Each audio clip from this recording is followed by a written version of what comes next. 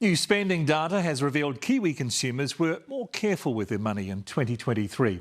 Evidence, according to one economist, that the Reserve Bank's inflation-battling tactics are working.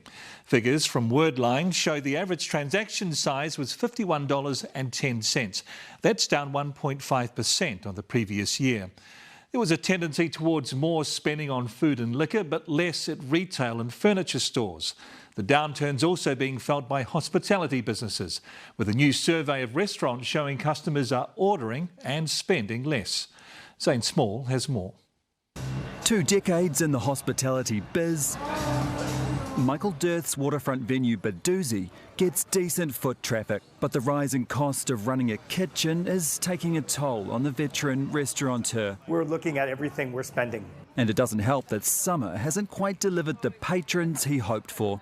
This holiday period was a success, but it definitely could have been better. In a new Restaurant Association survey, 47% said summer holiday trade was down, while more than half, 54%, said customer volumes were normal.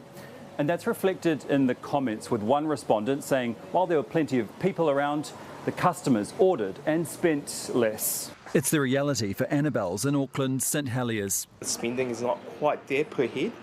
But yes, the amount of people around are exactly the same. We're probably being a bit more careful with what we're doing because I think everyone's feeling the stress. Wellington restaurant Field and Green was permanently closed last month.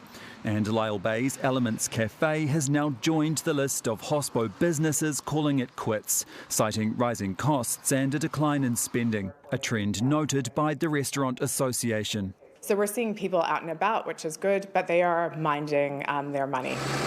It's important to remember that just over a year ago, the Reserve Bank admitted to deliberately engineering a recession to bring down inflation. It did so by influencing the rise in commercial interest rates. Is this the Reserve Bank's actions coming to fruition?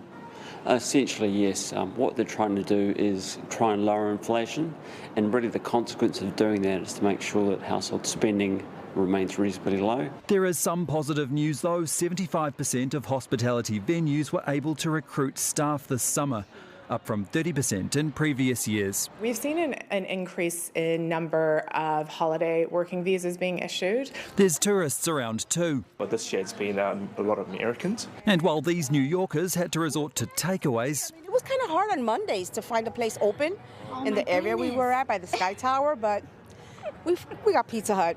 Have you been eating out at restaurants and spending money? Of course. But ultimately, for venues like Annabelle's and Badoozy, summer just hasn't quite delivered a doozy. Well, Zane joins us now from Auckland's waterfront. Kia ora, Zane. It's all a bit grim, but what's the outlook for 2024?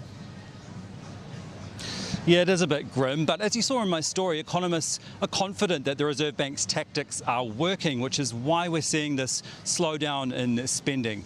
Remember, this comes off the back of data that showed even spending on Boxing Day was a little bit disappointing for retailers. Now, next month, the Reserve Bank will provide an update, and that'll include the highly anticipated official cash rate update, which influences commercial interest rates. Now, economist Mark Smith says it's probably still a bit too soon for the Reserve Bank to ease its monetary squeeze next month. But the good news is inflation is expected to finally come down to the Reserve Bank's target band in the second half of this year. Ngā mihi, Zane. Thank you.